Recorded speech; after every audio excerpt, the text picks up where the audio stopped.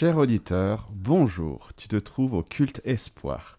Alors peut-être que tu nous écoutes depuis l'Afrique, peut-être que tu es dans un bateau en plein milieu de l'océan Atlantique, ou encore que tu te trouves au fin fond de la forêt amazonienne. Peu importe, tu es le bienvenu ici, tu es chez toi. Aujourd'hui, je suis accompagné de Mildred et de Juliana. Bonjour les filles. Bonjour. Salut Brian. Nous avons aussi le pasteur Guy Roulet. Bonjour Guy. Bonjour les amis. Merci d'avoir accepté notre invitation. Je suis vraiment heureux de t'avoir parmi nous. Alors Guy, en quelques mots, tu es né dans une famille adventiste et tu as été touché très jeune par une semaine spirituelle où tu as découvert un Dieu vivant et un Dieu qui agit. Et je crois que depuis, tu n'as plus vraiment lâché cette idée. Tu as été pasteur de plusieurs églises de la Fédération France-Sud de 81 à 2018. D'ailleurs, tu as été pasteur de mon église pendant des années. Tu es marié à Dominique, que je connais bien. Tu es père, grand-père. Qu'est-ce que je pourrais rajouter de plus sur toi ? Ah, c'est de belles observations là que tu fais. Quand on me pose la question qu'est-ce que je fais si je suis à la retraite, je leur dis, vous savez, le mot retraite n'existe pas dans le dictionnaire. Et alors, surtout quand on a été pasteur. Ouais. Donc voilà, là, c'est une retraite bien active. Et j'ai du plaisir parce que je continue d'une autre façon, un ministère pastoral. D'accord. Donc voilà, je ne suis pas à la retraite. Je suis payé par la retraite, mais je ne suis pas à la retraite. Pas à la retraite. Merci. Aujourd'hui, tu as décidé de nous parler de la question de l'existence de Dieu. Est-ce que tu peux nous en dire quelques mots ? L'existence de Dieu, c'est quand même une question difficile pour la plupart des gens. Comment dire que Dieu existe aujourd'hui à des gens qui sont imprégnés de rationalité, en France tout particulièrement, même si on enregistre ici en Suisse, en France on est baigné dans un esprit laïque où les questions religieuses, les questions de spiritualité sont toujours mises de côté. Et comme on a été façonné quand même depuis quelques décennies, pour pas dire quelques siècles, par la rationalité, dire Dieu aujourd'hui, c'est un vrai défi. Et pour moi, ça fait partie des questions pastorales que je suis obligé d'aborder. Comment dire Dieu aujourd'hui à des gens qui se posent des questions ? Dieu, s'il est vraiment Dieu, pourquoi il ne se présente pas en chair et en os devant l'humanité ? Et puis qu'il aille voir M. Trump pour lui dire bonjour. Il dit, c'est moi Dieu, c'est pas toi. Eh bien, un sujet passionnant, en tout cas. Je ne sais pas vous les filles, mais pour ma part, ce sont des questions qui peuvent régulièrement revenir dans des discussions avec des non-chrétiens, avec des collègues, même avec des amis. Des discussions qui peuvent des fois nous faire sortir de nos zones de confort.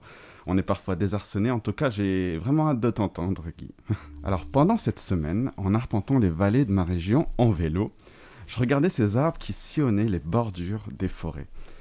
Une nature verdoyante, des vallées tapissées de couleurs que compose le sol jonché de fleurs. Puis pendant ce moment, en contemplant cette profonde nature, un verset de la Bible me vient à l'esprit. Dans le livre d'Ésaïe, au chapitre 55, au verset 12, il est dit « Oui, vous sortirez avec joie et vous serez conduits en paix. Les montagnes et les collines éclateront d'allégresse devant vous, et tous les arbres de la campagne battront des mains. » Eh bien, figure-toi que l'espace d'un instant, je me suis laissé imaginer cette scène. Une scène où le Mont Salève et le Mont Jura éclatent de joie, où l'épicéa, le chêne, le cèdre battent des mains. Et oui, tu vas me dire, je suis un peu perché, je divague un petit peu. Bon, et puis, jusqu'à preuve du contraire, encore personne n'a vu de montagne éclater de joie ou de chêne battre des mains. Ça pourrait bien nous impressionner quand même. Clairement, et je ne vous ai pas tout dit. Accrochez-vous bien. Vous avez sûrement entendu parler de l'ingénieur forestier et écrivain allemand Peter Wollenberg. Il a écrit un livre qui parle de la vie secrète des arbres. Il dit dans son livre que les arbres communiquent entre eux par différents signaux. qu'ils s'entraident pour affronter des parasites par différents procédés, qu'ils sont sensibles à la douleur, qu'ils ont une sorte de mémoire, qu'ils vivent même par famille, hein, grand-père, un cousin. Bon, c'est incroyable. C'est super, ouais, c'est incroyable, comme tu dis, exactement, je n'ai pas d'autres mots. Et en voyant ces arbres immobiles, et immobiles, je le mets entre guillemets parce que finalement, ils sont très loin de l'être, hein, je commence à me rendre compte de la complexité de cette nature puissante qui, quelque part, nous dépasse un petit peu. Je pourrais sortir cette fameuse phrase « on en apprend tous les jours », mais je crois que je pourrais aisément rajouter « on en apprend tous les jours sur Dieu ». La Bible regorge de versets liés à la nature. Le psaume 19 de David, « Les cieux racontent la gloire de Dieu ». Les proverbes de Salomon qui dit « observe les fourmis, la fourmi qui est pleine de sagesse ». Le livre de Job au chapitre 12, « observe les bêtes, elles t'instruiront ». Les oiseaux du ciel, ils te l'apprendront. Parle à la terre, elle t'instruira. Les poissons de la mer, elles te le raconteront. Qui ne reconnaît pas parmi eux la preuve que c'est la main de l'Éternel qui a fait toutes ces choses? Alors, chers auditeurs, je crois qu'on a beaucoup d'enseignements à tirer de la nature. Une nature qui te renseignera sur la nature de son Créateur. Laisse-toi surprendre, hein, regarde autour de toi. Prends le temps, écoute le chant des oiseaux. Admire le vol des rapaces, crois-moi, tu ne seras pas déçu. C'est vrai, Brillant, il y a tellement à apprendre sur Dieu en observant la nature qu'il a créée, du plus petit être vivant comme la fourmi jusqu'aux immenses galaxies. Et cela me fait penser aux paroles de la chanson « Infiniment grand » du groupe Impact. Quand je songe que tu m'as fait, que tu t'es révélé à moi, que pour moi tu as tout créé, tout me révèle ta bonté. Et oui, et dire que tout ça, Dieu l'a créé dès le départ, pour nous, pour que nous ayons un environnement parfait, reposant, ressourçant, pour que nous en prenions soin également. Mais il l'a aussi créé pour nous rappeler qui il est, ce Dieu créateur, ce Dieu infiniment grand et si proche et aimant à la fois. Pour commencer ce temps de louange en musique, je vous invite à l'écouter.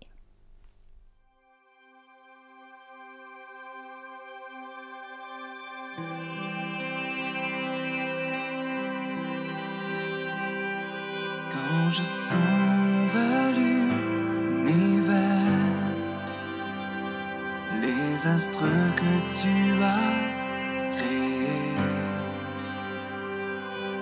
les océans, les mers, tout me révèle ta majesté. Alors mon âme veut s'écrier de tout mon cœur, je veux chanter. Oh Dieu, tu es infiniment grand, éternel puissant, roi majestueux. Oh Dieu, tu es infiniment grand, éternel puissant, roi majestueux.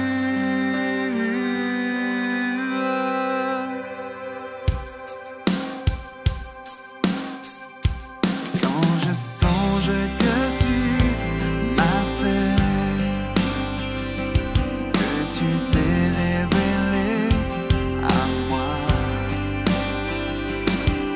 que pour moi tu as tout créé, tout me révèle ta bonté. Alors mon âme veut s'écrier de tout mon cœur, je veux chanter.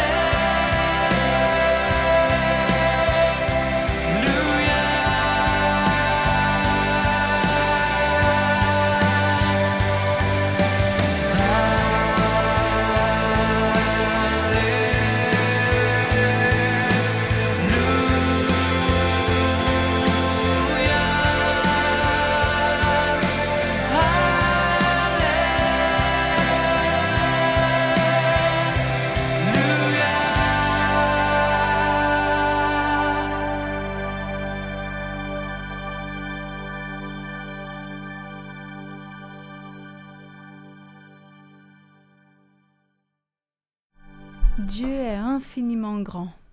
Qu'est-ce qu'est la foi? Cher auditeur, pour la promesse du jour, j'aimerais partager avec toi Hébreux chapitre 11, verset 1. Croire en Dieu, c'est une façon de posséder déjà les biens qu'on espère. C'est être persuadé que les choses qu'on ne voit pas existent vraiment. Il est vrai que nous vivons dans un monde où l'image occupe une place très importante. Pour beaucoup de gens, il est difficile de croire en ce qu'on ne voit pas. Je t'invite à lire la Bible. Allez, prends la Bible, essaie de te rapprocher de ton Créateur et à placer ta foi, ta confiance en Dieu. Même s'il y a des choses qui te paraissent impossibles, avec la foi, elles te seront beaucoup plus accessibles. Anna Nakagawa, désolé pour la prononciation, a grandi au Japon en connaissant très peu Dieu et le christianisme. Pour elle, Dieu n'existait tout simplement pas. Enfant, j'ai senti la présence de Dieu et j'avais entendu dire qu'il y avait un Dieu bon et aimant. Mais en grandissant, j'ai commencé à penser aux terribles événements qui se passent dans le monde. Je me disais qu'un tel Dieu d'amour ne pouvait pas permettre que de telles choses arrivent, de sorte que Dieu ne pouvait pas exister. Une fois convaincue que Dieu n'existait pas, Anna a commencé à penser du mal de ceux qui croyaient en son existence. Je pensais que les chrétiens étaient fous et faibles. Avoua-t-elle. Cela a changé en 2013, lorsque l'une de ses meilleures amies s'est convertie au christianisme. Anna était choquée. Elle pensait que les chrétiens étaient automatiquement issus de familles chrétiennes. Pourtant, après sa conversion, elle a commencé à remarquer des effets positifs sur son amie. Mon amie adorait sortir en boîte de nuit, boire et avoir des relations sexuelles avec n'importe qui. Mais après être devenue chrétienne, elle a soudainement cessé de faire ces choses. Je me demandais comment elle avait réussi à changer autant. Mais je ne voulais pas accepter que c'était Dieu qui l'avait changée. L'année suivante, Anna est allée étudier en Islande et Dieu a mis un autre ami chrétien sur son chemin. Il m'a invitée à participer à une rencontre du groupe de jeunes et m'a dit qu'ils allaient manger des pizzas. Alors j'ai accepté pour la pizza. Déclare Anna en souriant. Pendant la rencontre, les jeunes ont commencé à parler de la définition du péché et de ce que cela signifiait d'être un pécheur. Mais je ne pêche pas. Pensait Anna. Je n'ai jamais tué personne ou volé quoi que ce soit. Si tu acceptes vraiment Jésus, il changera ta vie, dit son ami comme une promesse. Anna lui en a voulu. Qui était-il pour dire que sa vie avait besoin d'être changée? À son retour au Japon, Anna allait de temps en temps à l'église, mais elle avait toujours du mal à se considérer comme quelqu'un qui pêche, ce qui l'empêchait de prendre la décision de suivre Jésus. Elle a ensuite décidé de faire du bénévolat dans un pays en voie de développement et d'aller aider des enfants dans une école locale. Elle entendit une voix lui parler. Pourquoi fais-tu cela? Pour que je puisse rendre les autres heureux. Pensa Anna. Après tout, c'est ce qu'elle avait dit à sa famille, à ses amis. Mais la voix continuait à insister. Quelle est la vraie raison pourquoi tu fais cela?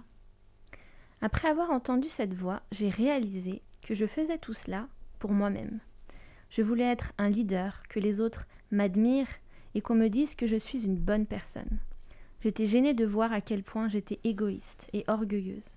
C'est à ce moment précis que j'ai réalisé que je péchais. Même en réalisant enfin qu'elle avait besoin d'un sauveur, Anna ne savait pas comment croire en Dieu. Puis en juin 2016, elle obtient son diplôme universitaire et commence à se demander ce qu'elle va faire de sa vie.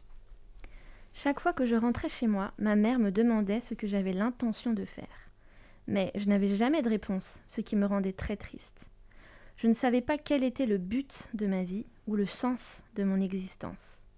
Même si j'essayais de me montrer heureuse, je pleurais tous les soirs. Une nuit, désespérée, Anna chercha des réponses. J'ai prié du fond de mon cœur. Dit-elle.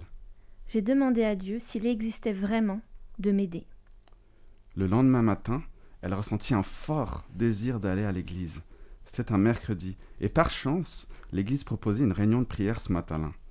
Alors elle a demandé aux membres de l'église de prier pour elle. Le même jour, l'après-midi, Anna commença à regarder sur Internet, sur les différentes universités, et a trouvé un cours à l'université de Sydney qu'elle aurait aimé suivre. Peu de temps après, elle a appris qu'elle pouvait aussi obtenir une bourse si elle voulait vivre et étudier en Australie. Je n'arrivais pas à croire à quelle vitesse tout cela était en train de se passer. Je suis rentrée chez moi où j'ai trouvé un cadeau que mon ami chrétien m'avait fait, qui disait « En effet, moi, je connais les projets que je forme pour vous, déclare l'Éternel. Projets de paix et non de malheur, afin de vous donner un avenir et de l'espérance. » Jérémie 29, 11. Mais le voyage d'Anna n'était pas encore terminé. Elle vivait avec son petit ami qui n'était pas chrétien, et elle ne voulait pas le quitter. Elle menait une vie frénétique, et même si elle fréquentait de temps en temps une église baptiste, il lui était difficile d'y aller régulièrement. Mais grâce aussi à l'encouragement de l'église, elle a décidé de se faire baptiser 3 jours seulement avant son départ pour l'Australie. Elle se demandait comment son voyage spirituel se poursuivrait une fois arrivée en Australie.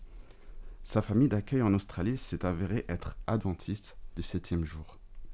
Je savais que les adventistes étaient différents. L'Église baptiste du Japon me disait toujours qu'il s'agissait d'une secte. Mais j'ai commencé à en savoir plus sur les croyances adventistes. L'observance du sabbat était difficile à accepter parce que je ne pensais pas que le jour où nous adorions le Seigneur avait de l'importance. Elle commença à respecter les adventistes qu'elle avait connus et à fréquenter leur église. Elle les considérait comme authentiques, enthousiastes avec Jésus. Le sabbat était même devenu son jour préféré de la semaine, mais elle n'était pas sûre de ce que l'avenir lui réservait. Une fois ses 10 mois d'études terminés, elle avait l'intention de retourner au Japon pour trouver un emploi dans l'espoir d'épouser son petit ami. En novembre 2017, peu avant son retour au Japon, Anna a assisté au sommet Act Again, une conférence adventiste au Waranga, donc c'est Nouvelle-Galles du Sud. Le dernier jour, le pasteur a parlé des disciples de Jésus qui trouvaient des excuses pour ne pas le suivre. À la fin de cette méditation, Anna était en larmes. J'ai senti le Saint-Esprit me pousser. J'inventais des excuses pour ne pas suivre Jésus. Mais maintenant, je voulais m'abandonner complètement à lui. Après cette décision, Anna a décidé de rester en Australie au lieu de retourner au Japon. Elle a également décidé de devenir adventiste et de suivre une formation pour travailler au sein de l'Église. Mais son choix a entraîné de conséquences difficiles. Elle a mis fin à sa relation avec son petit ami et son Église au Japon n'était pas du tout contente de savoir qu'elle voulait devenir adventiste. Si tu décides de devenir adventiste, tu ne seras plus la bienvenue dans notre Église, lui a dit son pasteur au Japon, à moins que tu reconnaisses tes erreurs. J'avais perdu mon église au Japon. Ma famille ne comprenait pas ce que j'étais en train de vivre. Et j'avais aussi perdu mon petit ami. C'est comme si je perdais tout ce que j'aimais.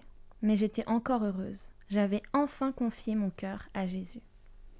Depuis lors, Elle fréquente l'école biblique Arise et travaille pour l'église à Newcastle.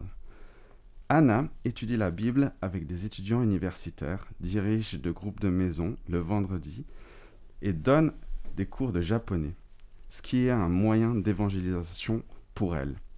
Elle partage volontiers son expérience avec les gens qu'elle rencontre et en considérant son passé, elle peut voir comment le Seigneur l'a conduite pas à pas vers une compréhension toujours plus profonde de lui. Dieu est bon, même quand je ne croyais pas en son existence. Il avait déjà un plan pour ma vie. Merci Brillant pour ce partage. Je vous propose maintenant de continuer notre moment de louange en musique. Comme nous l'avons dit, la nature nous rappelle l'existence d'un Dieu créateur, bon et généreux. Mais il n'y a rien de plus fort et précieux que de ressentir sa présence et son action dans nos propres vies et dans les vies de ceux qui nous entourent. En fait, la création et les expériences vécues avec Dieu sont deux ancres solides auxquelles nous pouvons nous accrocher dans tous ces moments difficiles, ces moments de doute et d'incrédulité que nous pouvons tous vivre.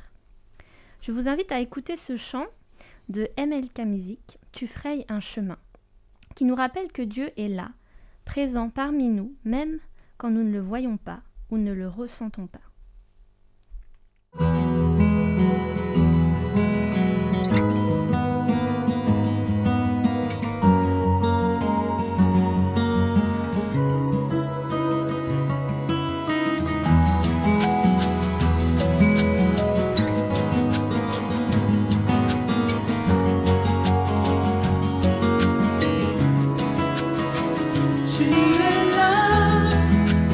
Présent parmi nous,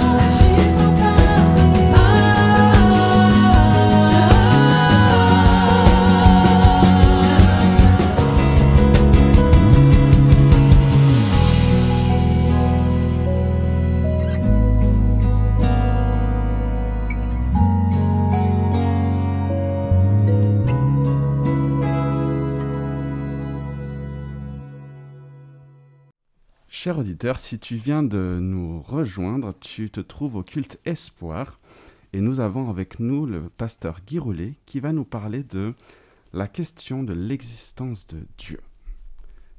Tu peux y aller. Vous avez déjà un peu répondu, je me demande même ce que je dois rajouter. Vous avez évoqué la nature, ce qui régit les lois de cette nature. Vous venez de rappeler ce témoignage de cette jeune fille qui a été touchée parce qu'elle l'a vu chez sa copine, la transformation chez sa copine. Et voilà, ça c'est des moyens que Dieu utilise pour essayer de nous interpeller. Et ensuite, vous avez naturellement, en rappelant cette expérience de cette jeune fille, évoqué, sans le mentionner, la question de la conscience. Elle a été touchée intérieurement, il y a quelque chose qui s'est passé dans sa tête. Et petit à petit, les jalons se sont mis en place, les morceaux du puzzle se sont mis en place pour qu'elle acquiert la conviction que Dieu existe. Ça, c'est un des moyens que Dieu utilise. On aurait pu imaginer, et là j'en viens maintenant à mon propos pour répondre à notre question, on pourrait se poser la question, mais pourquoi est-ce que Dieu ne se révèle pas lui-même en chair et en os ? Pourquoi il ne se présente pas devant les caméras des télévisions du monde entier en disant « Salut les humains, c'est moi qui vous ai donné la vie ». Pourquoi il ne le fait pas, ça ? C'est vrai. Eh bien, les amis, j'aimerais vous dire qu'il l'a fait. Alors certes, à cette époque où il l'a fait, il n'y avait pas de caméra. Et aujourd'hui, les chrétiens sont convaincus que la personne de Jésus était en réalité Dieu parmi les hommes en chair et en os. Alors, c'est vrai qu'on peut en douter et des millions de gens en doutent. Alors, de toute façon, il sera impossible de prouver rationnellement l'existence de Dieu. Et même si on rajoutait comme les perles d'un collier des arguments pour prouver son existence, il s'en trouverait toujours pour refuser d'y croire. C'est tellement énorme qu'on a du mal à imaginer une telle réalité. Alors on pourrait entamer un débat sur les arguments pour ou contre l'existence de Dieu, mais je ne suis pas certain du résultat. Les évangiles, dans la Bible, nous rapportent les débats qui se posaient autour de la personne de Jésus à son époque, il y a 2000 ans. C'est pas nouveau, notre question, donc. Et j'aimerais vous donner un exemple. Un jour, des Juifs demandent à Jésus « Montre-nous un signe pour qu'on croie que tu es Dieu ou un envoyé de Dieu. » Et là, vous voyez, on est au cœur de la question. En d'autres termes, les Juifs ont demandé à Jésus « Prouve-nous qui tu es, et plus précisément, prouve-nous que tu es Dieu ou que tu es un envoyé de Dieu. » J'aimerais vous lire le passage dans l'Évangile. On trouve ça dans l'Évangile de Matthieu. Les pharisiens et les sadducéens l'abordèrent pour le mettre à l'épreuve et lui demandèrent de leur faire voir un signe venant du ciel. Alors il leur répondit « Le soir, vous dites bien « Tiens, il fera beau car le ciel est rouge. » Et le matin, « Tiens, il y aura de l'orage aujourd'hui car le ciel est d'un rouge sombre. » Alors vous savez discerner l'aspect du ciel et vous ne pouvez pas discerner les signes des temps. Ah, une génération mauvaise et adultère recherche un signe. Mais il ne lui sera pas donné d'autre signe que le signe de Jonas. Puis il les laissa et s'en alla. Alors vous voyez que dans l'entretien des Juifs avec Jésus, la question tourne autour du divin ou de l'envoyé de Dieu. Les Juifs cherchaient un signe surnaturel venant du ciel, un signe pas ordinaire, car ça serait une preuve. C'est notre question. Et Jésus répond aux Juifs en se mettant à leur niveau, tout en ne répondant pas selon leurs critères. Jésus leur dit, c'est quand même malheureux, vous êtes capable de voir à l'avance avec la couleur du ciel quelle sera la météo de demain, et vous n'êtes pas capable de voir qu'il se passe des choses pas du tout naturelles en ce moment au sein de l'humanité. Jésus prend à contre-pied ces Juifs croyants qui sont en même temps extrêmement incrédules. En fait, il ne répond pas comme ils auraient voulu. Il ne fait pas sortir le lapin du chapeau. Pas de truc incroyable. Et pourtant, il leur répond quand même en leur disant « Je vais vous répondre en vous donnant un signe, mais ce signe sera celui de Jonas. » Bon, on pourrait dire qu'il botte en touche, qu'il se sent coincé parce qu'il est acculé quelque part dans une impasse. Mais c'est mal connaître Jésus, car il répond très clairement à ses interlocuteurs. Vous êtes capable de discerner la météo de demain? Eh bien maintenant, regardez une autre météo, celle d'après-demain. Ah, ce n'est pas le même style de météo, mais c'est quand même une prévision. Et alors Jésus évoque une histoire bien connue, celle de Jonas. Les amis, cette histoire passée, il parle aux Juifs là, hein. Les amis, cette histoire passée, vous y croyez? Ça fait partie de vos gènes, c'est votre éducation, c'est votre histoire, c'est votre culture. Vous l'enseignez au peuple et à vos enfants, non? Jonas, c'est une histoire incroyable, hein? C'est même du délire pour les incrédules. Ce n'est pas raisonnable. C'est une histoire pour endormir les enfants. Vous voulez un signe? Ben, je vais vous le donner. Méditez cette histoire de Jonas. Passez-la en revue. Je ne peux pas vous donner de signe plus grand que cette histoire de Jonas. Ce qu'il y a d'intéressant, c'est que Jésus ne discute pas avec n'importe quel juif. Il est en face de pharisiens et de sadducéens, des gens cultivés, qui enseignent le peuple, qui dirigent la nation. Ce qu'il faut rappeler, entre parenthèses, c'est que les sadducéens, c'était des prêtres pour la plupart, bizarrement, ne croyaient pas du tout à la résurrection des morts.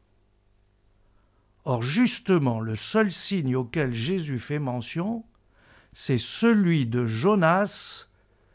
Et alors la question que naturellement on se pose, c'est quoi ce mystérieux signe de Jonas qu'il n'explique pas? Ouais, c'est vrai qu'il le cite seulement, mais il donne pas trop d'explications. Et voilà. C'est comme ça la pédagogie de Jésus.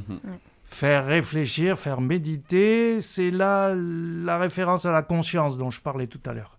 Il faut faire travailler notre intelligence intérieure. Alors, comme on le sait, l'histoire de Jonas, telle qu'on la raconte, est marquée par un épisode incroyable. Même les non-croyants connaissent cette histoire ou en ont entendu parler. Cette histoire est limite délirante.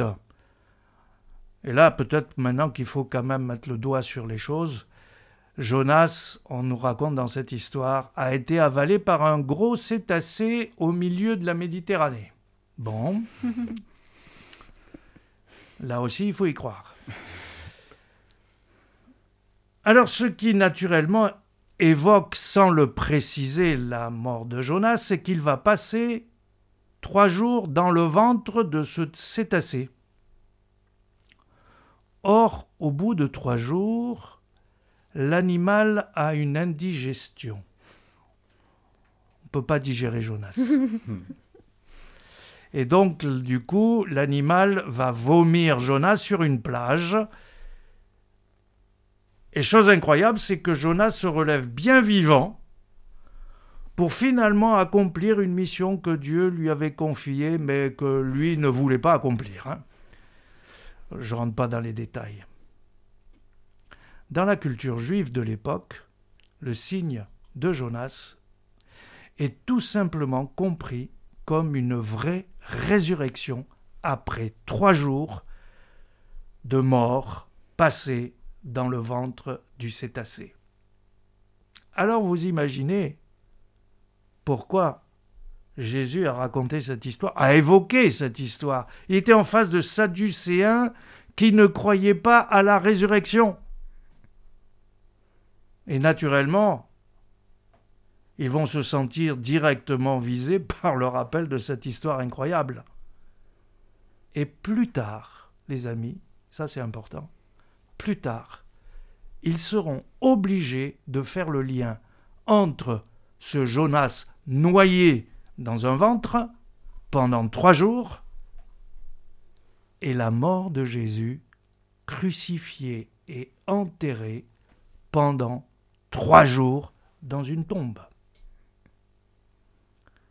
Jésus les invite avec une pédagogie remarquable à regarder non pas la météo du temps qu'il fait dans les nuages, mais à regarder une autre météo, celle du temps moral et spirituel dans lequel il se trouve. S'il y a un réchauffement de la planète, avec les conséquences qu'on connaît bien, eh bien, il y a aussi d'autres réchauffements plus graves encore, celui des questions sociales, de l'injustice, de la violence sous toutes ses formes, de l'irrespect, des incivilités, dit-on maintenant, des fake news, sans compter les dérives morales et spirituelles. Jésus est en train de dire « Attention à vous, les éclairés incrédules et sceptiques. Comme Jonas, en train de fuir sa mission, a été avalé par un cétacé, vous aussi allez vous faire dépasser par des événements que vous ne maîtrisez pas.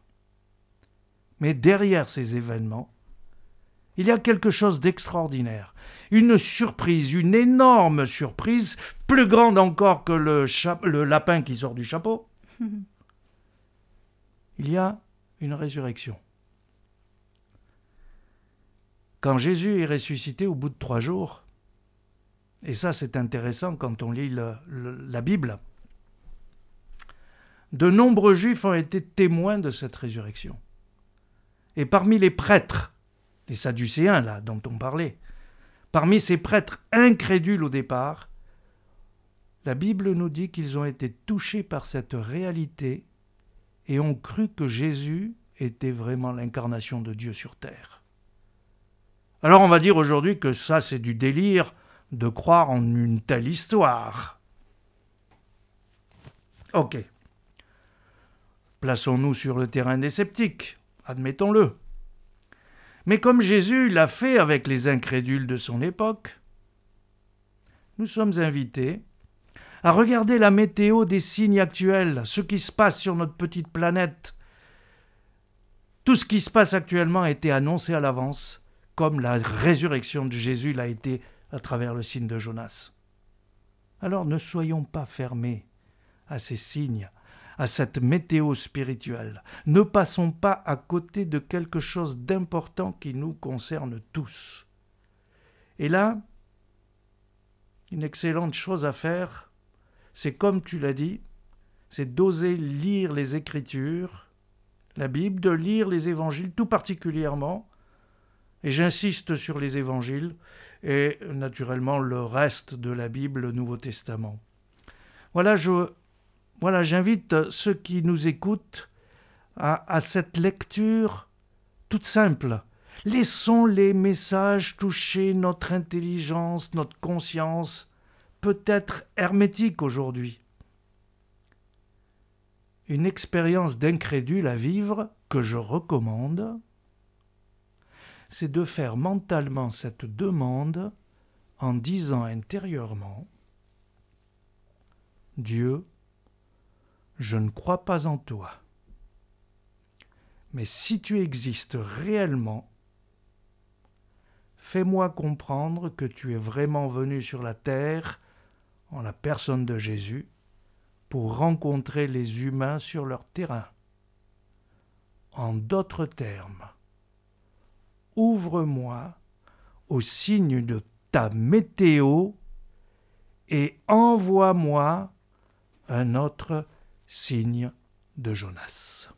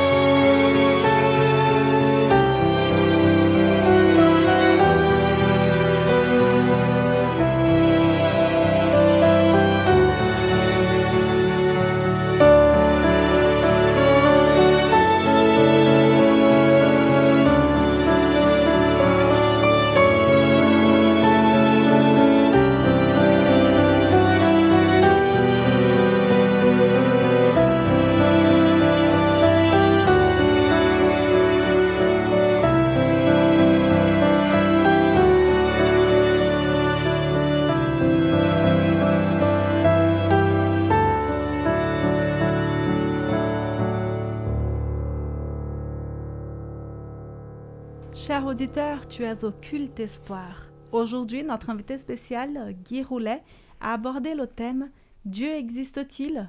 Jésus est-il un envoyé de Dieu ?» Maintenant, à vous, ici dans le studio, si vous deviez retenir quelque chose par rapport à ce message, ce serait quoi? Comme tu disais, Guy, parfois on se demande si le débat du pour ou contre l'existence de Dieu, ou alors de donner des arguments pour prouver qu'il existe, peut parfois être vide de sens ou même peu édifiant. Moi, je m'imagine dans une situation où la métaphore a ses limites. Je m'imagine à vous prouver que mes parents sont bien mes parents. Comment je m'y prends? Je demande à des témoins, à des gens de ma famille, des témoins oculaires qui auraient vu l'accouchement de ma mère. En tout cas, ce serait des témoins fiables. Ce seraient des témoins fiables, quoi qu'il faudrait vérifier ces écrits, ces témoignages. Est-ce que je devrais voir des écrits administratifs, un test génétique qui est vraiment le seul moyen de prouver que mes parents sont bien mes parents et biologiques? Et je me demande, dans une certaine mesure, si Dieu, c'est pas la même chose avec nous. Jésus a prouvé aux disciples qu'il était le Messie par des paroles, le sermon sur la montagne, les paraboles, ou par des miracles, Pierre qui marche sur l'eau, ou les malades qu'il a guéris. Et malgré cela, certains n'ont toujours pas voulu croire, ou d'autres ont simplement entendu et passé leur chemin. Finalement, je me pose cette question. Est-ce que parfois, cette recherche de preuves, qui n'est pas mauvaise en soi, mais qui peut aussi tourner à l'obsession, ne me détourne pas du but? Est-ce que cette bonne nouvelle que Jésus apporte n'est pas juste plus que de démonter l'argument d'un autre? Qu'est-ce qu'elle change dans ma vie, cette bonne nouvelle? Et qu'est-ce qu'elle change dans ma relation avec l'autre? C'est une bonne métaphore, Brillant. Mais je me dis que même avec un test génétique, plusieurs pourraient dire qu'ils n'ont pas confiance. C'est pas très fiable, ce test. C'est sûr. Il faut vérifier comment on l'a fait. Est-ce que ça a été fait correctement? Enfin bon. Bref, si on ne veut pas croire quelque chose, en fait, on trouve toutes les excuses du monde pour ne pas croire. Et ça vaut pour tous les sujets.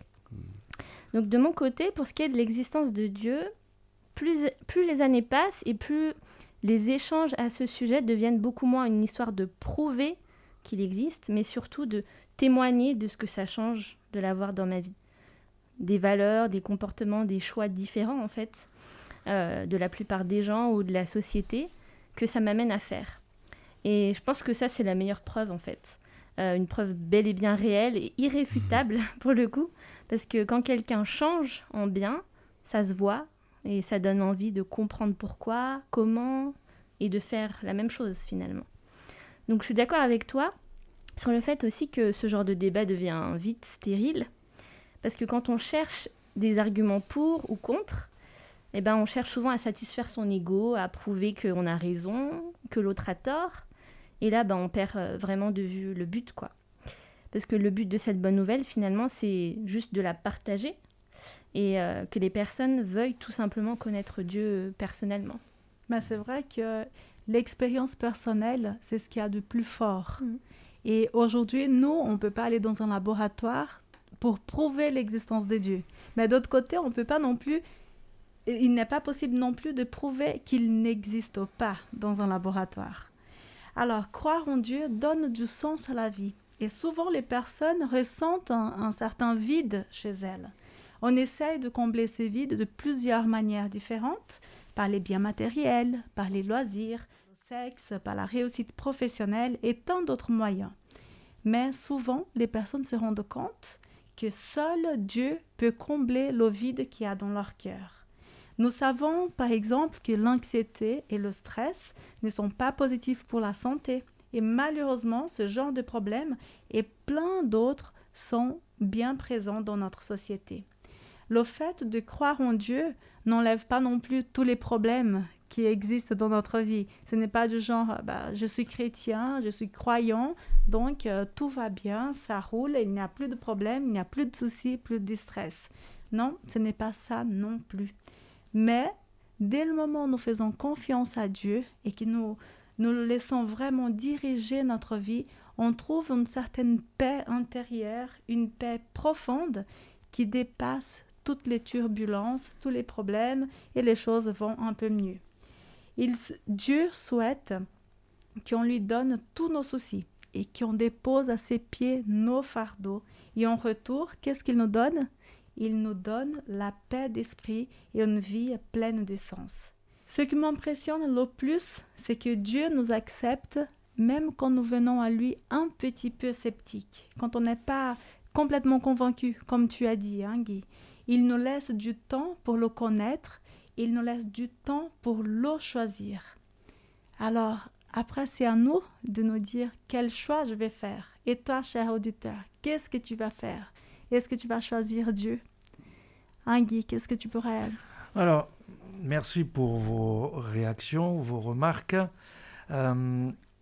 Pour essayer de conclure et de tourner la question, pour essayer de mettre un point final à notre échange, Jésus était face à des sceptiques qui voulaient avoir une preuve qu'il était envoyé de Dieu ou qu'il était Dieu.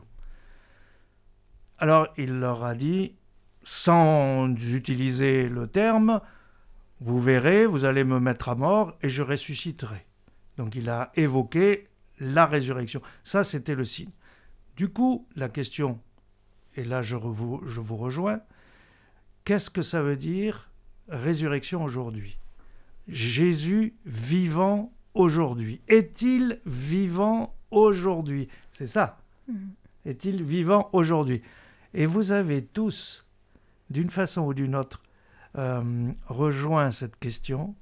Jésus est vivant aujourd'hui quand il touche les êtres humains et qu'il transforme leur vie. C'est la preuve que lorsqu'on s'adresse à Jésus, il agit. Et ça, c'est pas du film, hein. C'est de la réalité. Donc c'est cette expérience-là que nous sommes appelés. Le signe de Jonas, c'est est-ce que Jésus est vivant encore aujourd'hui et est-ce qu'il peut changer ma vie? C'est ça le défi. Donc j'invite, comme vous venez de le faire, aux amis qui écoutent en ce moment à faire cette expérience de Jésus. Tournez-vous vers Jésus, posez-lui vos questions. Vous avez le droit d'être sceptique à 100%. Vous avez le droit d'être sceptique. C'est le job de Dieu de prouver qu'il agit dans votre vie. C'est son problème. Très bien, merci. Merci beaucoup. Merci. Voici notre chronique artistique. C'est la chronique Dieu dans les arts. Je vais vous parler d'un film très émouvant, Son of God. Est-ce que vous aimez regarder des films? Oui, beaucoup. Bien sûr. Vous regardez régulièrement? Un peu moins. Dernièrement, mais de Pas temps trop en le temps. temps. Voilà, L'Office de Dieu est un long métrage qui a pour ambition d'emmener le spectateur rapidement à l'entrée de Jésus à Jérusalem. Dans ces films, ils ont choisi de donner plus d'importance au moment du calvaire qu'au passage de la vie de Jésus sur la terre. Donc, Jésus a commencé à faire des miracles. Les gens racontaient un peu partout tout ce que Jésus faisait. De cette façon, son nom ainsi que ses œuvres ont grandi de façon remarquable. Les chefs religieux n'appréciaient pas du tout cela. Ils voulaient absolument éliminer Jésus. Ils voulaient que Jésus soit puni de la pire façon possible. Ils souhaitaient que Jésus souffre, qu'il soit crucifié. Il faut dire qu'à l'époque, c'était la pire mort, la plus douloureuse et celle qui apportait le plus d'humiliation. Ponce Pilate laisse le choix au peuple. Est-ce qu'ils veulent vraiment tuer Jésus-Christ? On connaît l'histoire, on sait comment cela va finir. Le peuple choisit de crucifier Jésus. C'est un événement horriblement triste, il n'y a pas de doute là-dessus. Mais il est bon de se rappeler tout ce que Jésus a enduré pour nous. Nous allons maintenant découvrir la bande-annonce. As-tu besoin d'aide? Il n'y a déjà pas assez de travail pour moi. Qu'est-ce que tu fais? Je vais pêcher avec toi. Tu risques d'être déçu, il n'y a pas de poisson.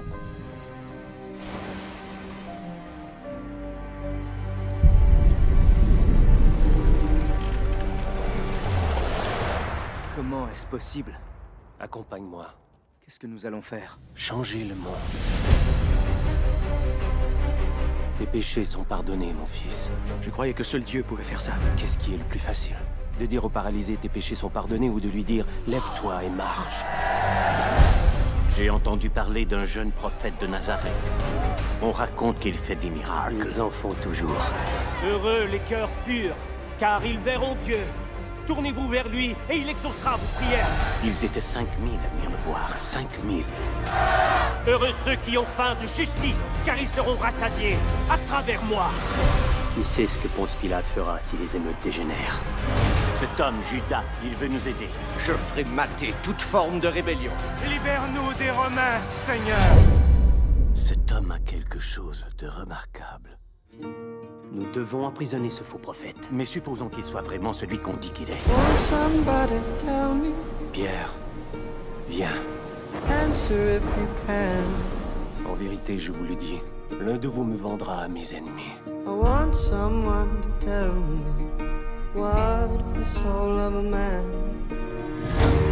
Jésus de Nazareth.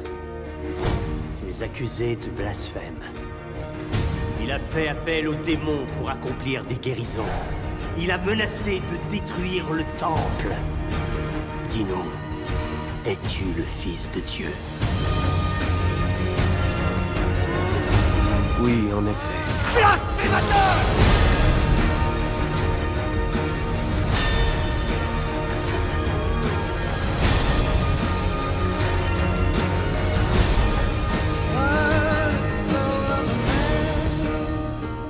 Je viendrai bientôt.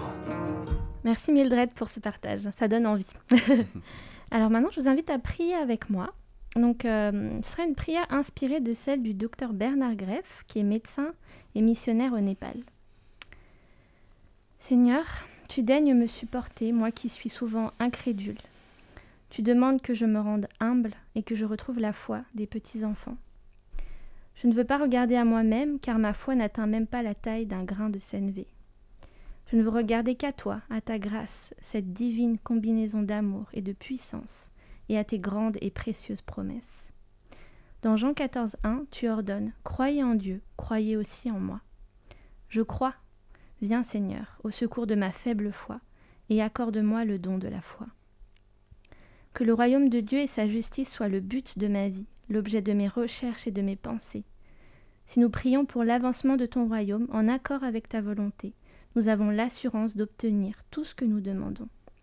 Ta volonté, c'est que tous les hommes soient sauvés. Alors Seigneur, que ton règne vienne, que ta volonté soit faite. Amen. Allez, c'est parti, il est temps de passer à l'action les amis. Alors, cher auditeur, je vais t'inviter à prendre une feuille et un stylo et à écrire au moins 5 choses qui montrent que Dieu était là, qu'il t'a donné ce dont tu avais besoin, ou t'a permis de ressentir sa présence pendant la semaine qui vient de s'écouler. C'est un exercice super intéressant, particulièrement dans les moments où on se sent un peu débordé par la vie, ou qu'on a du mal à voir ce que Dieu fait. Alors n'hésite pas à penser même aux plus petites choses, le sourire d'un enfant, le chant d'un oiseau, ce moment de tendresse avec ton chéri, ou même avec ton animal de compagnie, une chanson qui t'apaise. Bref, note ces 5 choses et médite-les.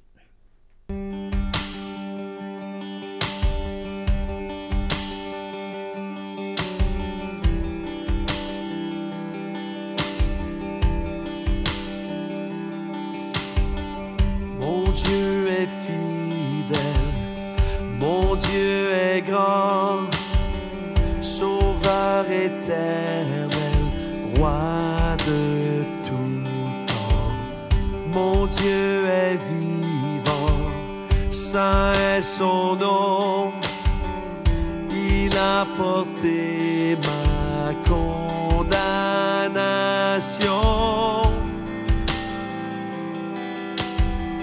Et là dans ma faiblesse, du fond de ma détresse, je viens déclarer que mon Dieu règne. Il se tient près de ceux qui le craignent. Je viens l'adorer, crier ma foi. Jésus mon sauveur, Jésus mon roi.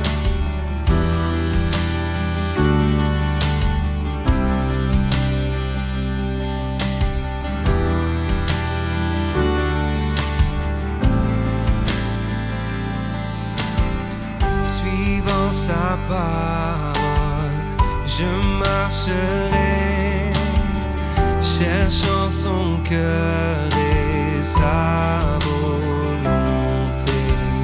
Son trône détient l'autorité qui a vaincu toute adversité.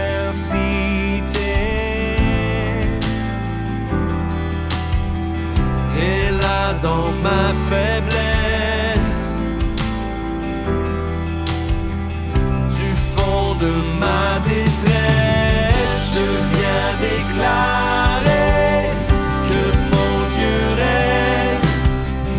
Il se tient près de ceux qui le craignent. Je viens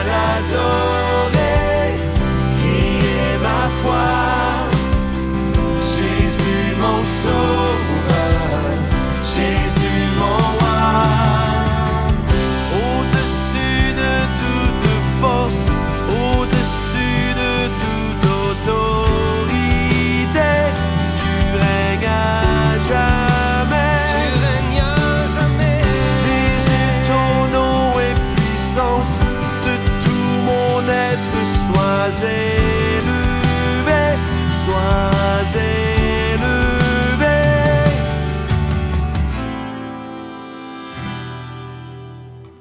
Et là dans ma faiblesse,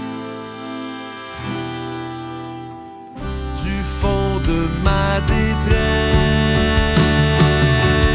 je viens déclarer que mon Dieu règne.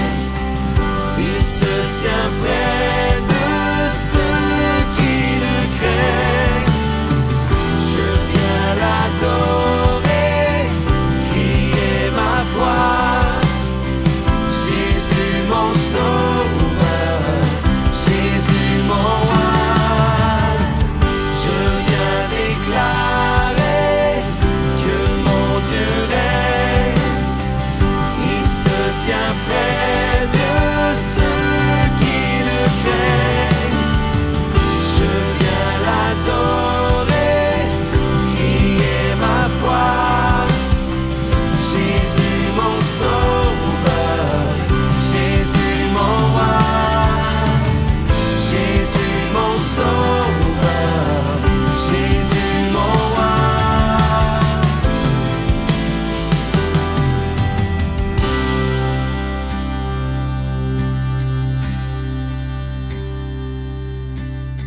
Je viens déclarer que mon Dieu règne. Il se tient près de ceux qui le craignent. Je viens l'adorer, crier ma foi. Jésus mon sauveur, Jésus mon roi. Jésus mon sauveur, Jésus mon roi. Nous arrivons déjà au terme de ce culte, un thème passionnant sur des questions qui seront encore longtemps d'actualité, des questions qui ouvrent la réflexion sur ce qui nous entoure. Je te remercie Guy pour ton intervention qui nous a tous fait bien réagir. Merci les filles, c'est toujours un réel plaisir de partager ces temps de préparation avec vous et de pouvoir les vivre dans ce studio. Cher auditeur, merci à toi de nous avoir accompagnés tout au long de ce culte. Que Dieu te bénisse et te garde. Et moi, je te dis à très vite. Ciao.